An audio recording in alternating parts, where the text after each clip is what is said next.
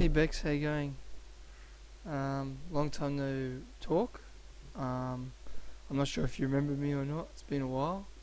Um, just watching your video blog on becoming a Christian, and congratulations, is what I can say. I've also sort of, on and off in my Christian faith over the last couple of years. Maybe for the last year and a half, I wasn't as involved with the church as I could have been, um, and now getting back into it again. So we all go through times of ups and downs in our faith, and it's good that you're coming back on top. And yeah, you've been in my prayers over the last year or two, and I hope everything's well with you. Um, I always think about how your dad's going.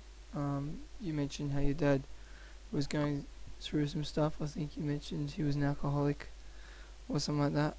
Was been praying for your family. Um, but yeah, it's good to see you got a boyfriend and things are going well. And yeah, the Bible isn't easy to read. Sometimes I'm doing a degree in counselling at Bible College. I'm in my last year, so I've been studying theology for the last 2 years. So if you've got any questions about the Bible or something, feel free to ask.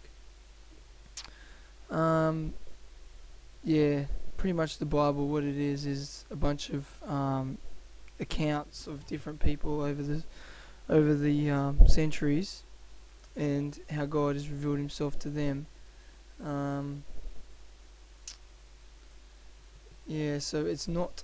The reason it's hard to understand is because a lot of the manuscripts are like over 2,000 years old, and we come from a different cultural perspective, a different intellectual perspective than what the earlier writers would have come from, and so therefore we're coming from a different angle.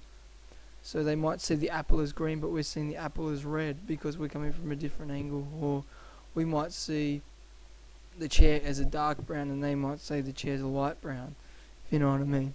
So that's where discretion in interpretation of scripture comes in, and that's why it's best not to just jump the gun and try and interpret scriptures how you want to interpret them, but get a professional theologian. Or a good thing to do is get a Bible with a commentary in it, so it will have like the scripture, but it will have the commentary and what it meant to the early people. A good book to read is New Testament Introduction or Old Testament Introduction, which will get you acquainted with the background of the author, where the author's coming from, the cultural perspective, the historical perspectives, and understand the historical context and the cultural context of the writings, and that way they'll make more sense. Your pastor should be pretty much informed on those things. He would have done a degree in theology, so if you got into trouble, I'm sure your youth pastor or pastor would happily help you with those things. Yeah, so so don't worry too much, and just always remember to pray and ask God to speak to you through the scripture before you read it. But yeah, apart from that, that's pretty good. And it's good that you're 18 now, and I'm not sure if you can drink alcohol and all that in Georgia. I'm not sure if you have to be 21 or 18. But yeah, congratulations on being 18. And yeah, I just wanted to say hi.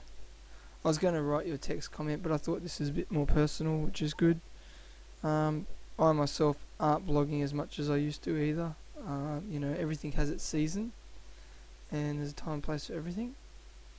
So, but I will be getting blogging into it more because I'm with a new job now. It's only working about 3 days a week, so I've got more time on my hands. I'm taking 6 months off college and just having a bit of a break, and just getting back with God and getting back with who I am. But yeah, it's really good, and I hope everything goes well for you in the future, and you'll be in my prayers, and I'll be watching your videos, so it's up to you if you want to keep blogging them or not. Alright, take care.